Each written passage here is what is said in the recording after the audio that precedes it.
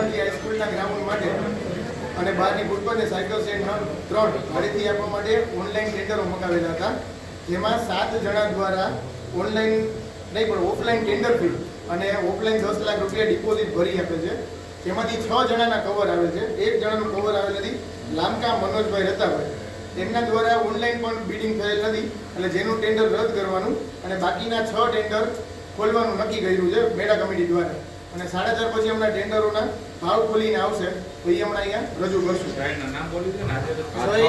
છના નામ છે સોલંકી જીતેન્દ્રભાઈ અમરસિંહભાઈ, પરમાર ભાર્ગવભાઈ, ઋતેશ કુમાર, માધડ અનિલભાઈ ખીમજીભાઈ, વાઘેલા રોહિતભાઈ સુરેશભાઈ, ગોયલ અશોકભાઈ દાનાભાઈ અને ઝાલા યશપાલસિંહ અશોકભાઈ. આ 6 જણા છે. દર વર્ષની જેમ ગોંડલ નગરપાલિકા દ્વારા આ વર્ષે પણ જન્માષ્ટમી લોકમેળાનું આયોજન કરવામાં આવેલ છે, જે આપણી સંગ્રામજી હાઈસ્કૂલના ગ્રાઉન્ડમાં 14/8 થી 20/8 7 દિવસ સુધી યોજાશે.